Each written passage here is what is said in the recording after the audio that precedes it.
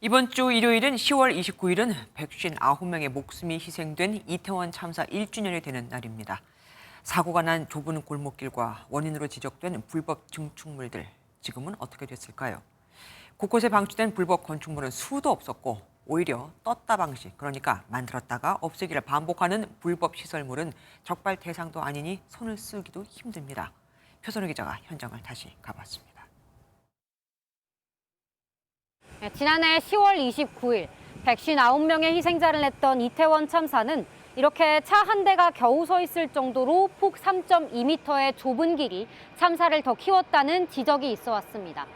또 거리 곳곳에 불법 증축물들이 병목 현상을 키웠다는 지적도 있어 왔는데요.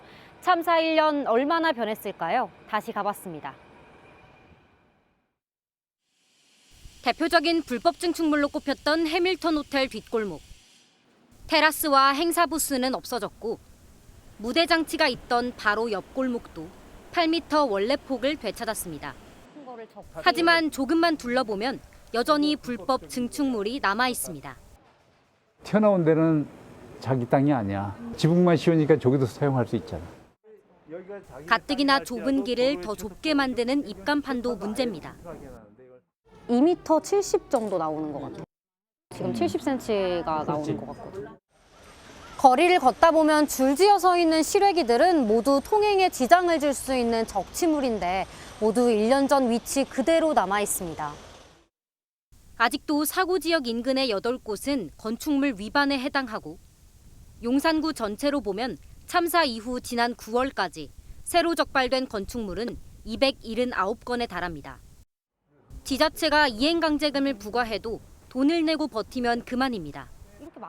단속 인원도 적을 뿐더러 고정식이 아닌 떴다 방식의 시설물은 단속도 힘들고 이제 민원인으로 적발을 하려고 갔는데 만약에 이동을 했어요. 그러면 증거가 없잖아요.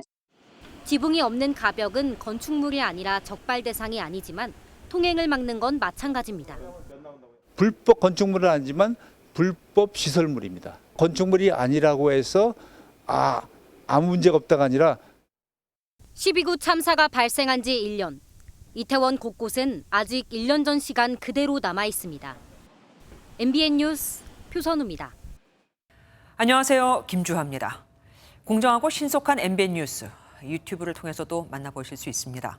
특히 더 많은 뉴스와 라이브를 보고 싶으시다면 오른쪽을 눌러서 구독하시면 됩니다. 어렵지 않죠? 빠르고 정확한 뉴스로 계속 찾아뵙겠습니다. MBN 뉴스를 시청해 주신 여러분 고맙습니다.